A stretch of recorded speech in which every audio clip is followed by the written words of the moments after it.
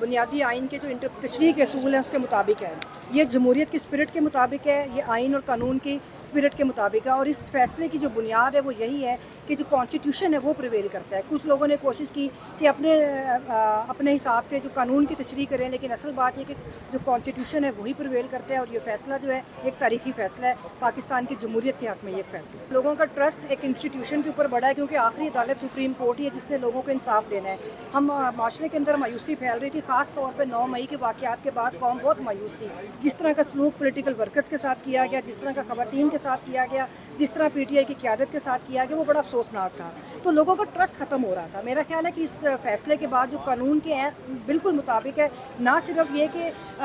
جمہوریت پسندوں کا، بلکہ جنرلی عمومی طور پہ لوگوں کا ٹرسٹ جو ہے وہ سپریم کورٹ یا انصاف کے نظام کے اوپر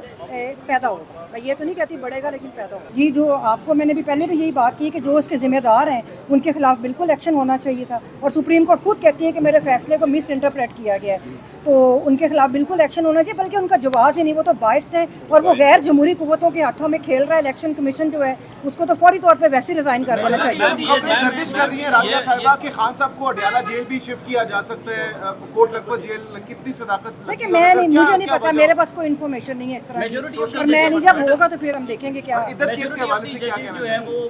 قاضی فائزہ صاحب سے انہوں نے اختلاف کیا ہے، کیونکہ 8 ججز وہ ہیں جنہوں نے کہا کہ یہ تحریک انصاف کی نشستیں ہیں۔ آپ سمجھتی ہیں کہ یہ اپنے گھر سے قاضی صاحب کو شکست ہے اتنے ججز کے خلاف؟ دیکھیں، میں تو یہ کہتی ہوں کہ جن جج صاحبان نے فیصلہ دیا ہے، قاضی صاحب تو میٹر ایک جگہ پہ کرتے ہیں۔ سپریم کورٹ کا جو میوزیم ہے اس کے اندر بھی اس طرح مطلب ہم لوگ بھی اس کے تھوڑا سا حصہ ہیں، اور اس کے اندر ہم یہ کام بھی کر رہے ہیں کہ جن کا غدار ہیں، جو پاکستان کے عوام کے، پاکستان کے آئین کے، تو ان کا نام جو ہے سیاہ حروف سے لکھا بھی گیا تاریخ میں، اور کوئی جواز نہیں ہے کہ ان کی ادھر تصویریں ہوں،